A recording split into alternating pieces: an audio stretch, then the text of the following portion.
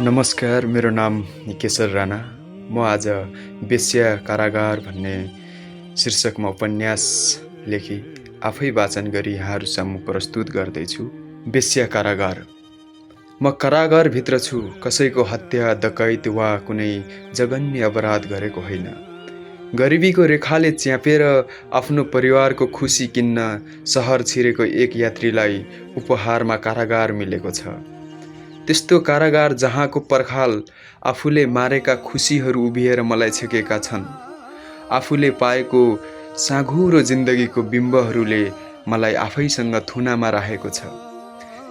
बिमार शरीर लिएर एकहोरो चिन्तनमा भिजेको परेलीले सिलिङमा घुमेको पङ्खा हेरिरहेको थिएँ। अचानक फोन आयो, मेरो मालिकको रहेछ। मैले फोन उठाएँ। मालिक, मनु आज काममा किन नआएको हुँ? म्याम हेर्नु न, आज मलाई सन्चो नै नभएर बिहानदेखि उठ्न पनि सकेको छैन। मालिक, आज होटेलमा विशेष गेस्टहरू आउनुभएको छ। स्टाफ कमी भएर गेस्टहरू रिसाइरहेका छन्। आज जसरी भए पनि तुरुन्त आऊ। यति भनेर मालिकले फोन काटिदिनु भयो। म अहिले 23 वर्षको भएँ। मेरो नाम मनकुमारी हो। मलाई माया गरेर सबैजनाले मनु भनेर बोलाउने गर्छन्। मेरो घर जाजरकोट जिल्लाको विकट ठाउँमा छ।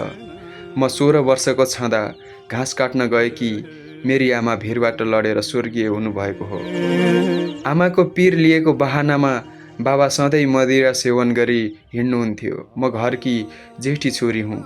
मभन्दा मुनि एक बहिनी अनि सानो भाइ छ।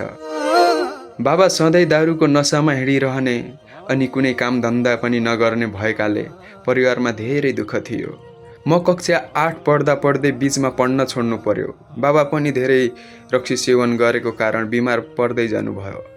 मैले कसैको मेलापात घाँस दौरा गरेर भाइ बहिनीलाई मिठो मसिनो खाना खुवाउन थालेँ। आफूले पढ्न नपाए पनि भाइ बहिनीलाई राम्रोसँग पढाउने मेरो चाहना थियो। एक दिनको कुरो हो, साँझको समयमा 3 जना मानिसहरू मेरो घरमा आइपुग्नु भयो। 2 जना महिला र 1 जना पुरुष हुनुहुन्थ्यो। सहरदेखि हाम्रो गाउँको रमणीय वातावरण हेर्न आउनु भएको रहेछ। आजको दिन हामीलाई बास अनि खानाको व्यवस्था गरिदिनु नानी, हामी तपाईँलाई पैसा दिन्छौँ, उहाँहरूले भन्नुभयो।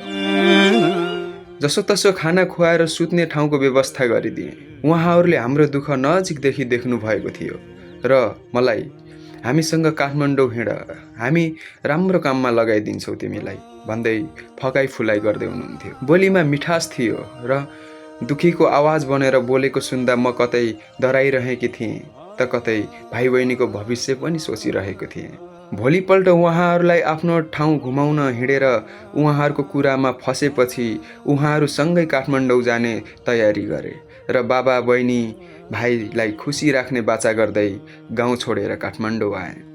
अनेक प्रकारका मानिसहरूले भरिभराउ यो काठमाडौँको व्यस्त सहरमा मैले आफ्नो सुनौलो भविष्य देखिरहेको थिएँ। काठमाडौँ पुगेको 3 दिनसम्म मलाई एउटा कोठामा राखेर खानापिना व्यवस्था गर्दै ती दिदीहरूले अब केही दिनपछि काममा लाग्ने है बहिनी भनेर जानुहुन्थ्यो। एक दिन बिहानै ल बहिनी आजबाट काम गर्नुपर्छ भनेर लिएर जानुभयो र 5 तल्ले होटलमा लगी एक महिला दिदीसँग भेट गराउनु भयो र भन्नुभयो, आजबाट तिमी यो दिदीसँग यही होटलमा काम गर्ने।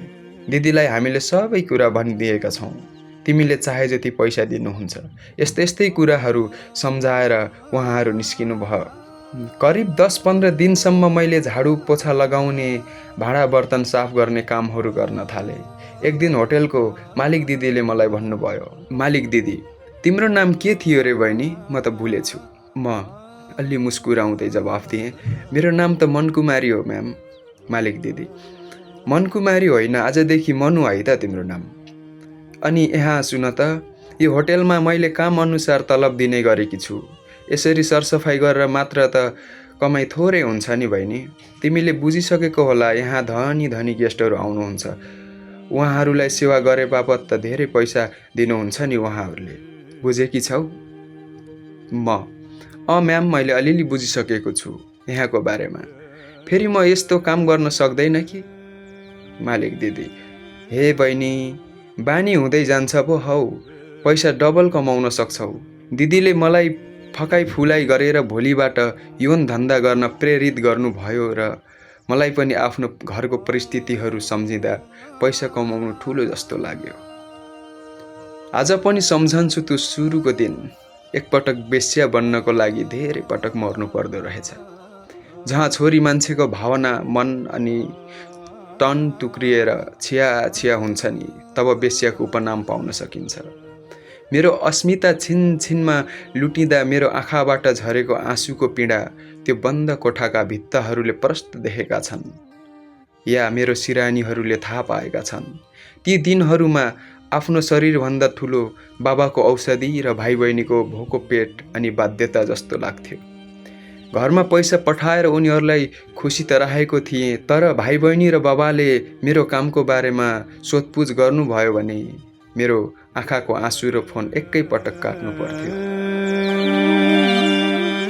गिद्धलाई सिनो देखेपछि सिङ्गै सिनो एक्लै खान मन लाग्छ रे भन्ने सुनेको थिएँ। त्यस्तो पनि भएको थियो मेरो जिन्दगीमा। कसैले यो काम छोडेर आऊ मसँग नयाँ जिन्दगी सुरु गर भन्दै वर्ष दिनको लागि सित्तैमा ओछ्यान तताउनेहरू पनि आएका थिए।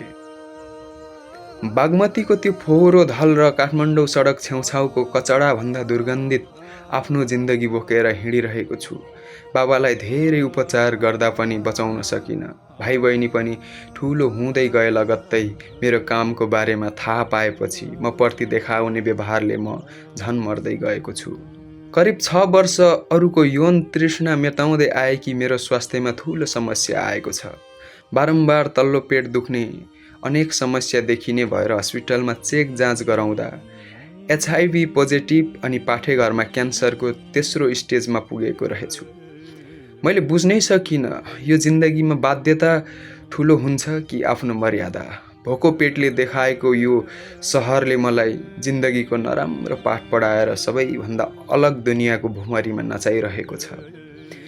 यौवन बेचेको पैसा बैसा हुँदासम्म रहेछ। आज मसँग न चोख जवानी बच्यो न जिन्दगी बचाउन सक्छु। जिन्दगीले यति कुरा चाहिँ सिकायो, जति नै ठुलो बाध्यता किन नपरोस्।